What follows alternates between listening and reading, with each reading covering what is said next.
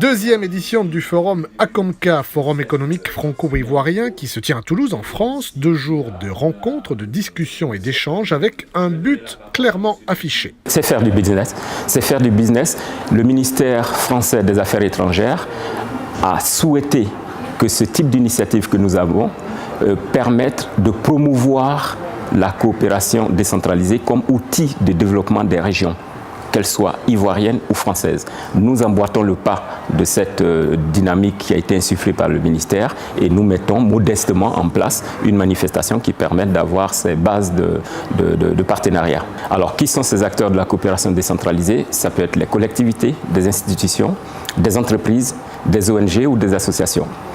Le cadre qu'on a trouvé, c'est l'hôtel Palladia qui permet de créer ici à la fois la partie information à travers des conférences, tables rondes et de la partie rencontres, des rencontres préprogrammées, des ateliers B2B qui permettent d'aller un peu plus loin et puis après d'autres cadres qui permettent de procéder à des rencontres beaucoup plus informelles. Et entre la Côte d'Ivoire et la France, il y a des passerelles évidentes. D'abord, le premier intérêt qui est assez évolutif, c'est que c'est sur la base des relations de région en région, donc qui fait que c'est un circuit beaucoup plus court que de pays à pays.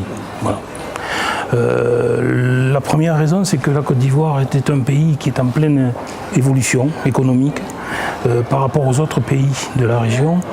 La Côte d'Ivoire est située au milieu d'une sous-région et ce pays, la Côte d'Ivoire, a deux grands ports donc qui permettent d'introduire beaucoup de marchandises en Côte d'Ivoire qui transitent par le pays et qui montent vers tous ces pays-là. Et il y a de plus en plus de petites entreprises, de PME qui vont s'implanter là-bas parce qu'il y a de plus en plus de marchés, parce que le pays évolue. Il y a énormément de projets immobiliers, il y a beaucoup de développement du traitement des eaux sanitaires, enfin il y a l'électricité, il y a plein de choses à pourvoir.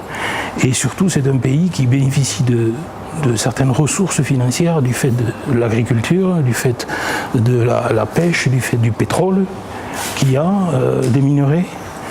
Voilà, donc il y a tout ça à exploiter, c'est tellement énorme que ça ne pourra se faire qu'avec le temps et avec une bonne entente entre tous ces partenaires. Des partenaires qui ont déjà noué des relations commerciales lors du premier forum l'an dernier, avec la mise en œuvre d'actions concrètes. Exemple. Cette action, c'est de réutiliser les conteneurs de collecte des ordures ménagères et les réutiliser utilement pour ne pas les mettre ou les casser et donc les offrir à une collectivité de Côte d'Ivoire. Nous allons continuer cette année par les camions et nous allons aussi les transférer en Côte d'Ivoire là, pour qu'ils puissent se servir. Donc en même temps, nous aidons la Côte d'Ivoire, mais nous aussi, nous aidons à participer à ce mouvement de développement durable, de réutilisation optimale des ressources.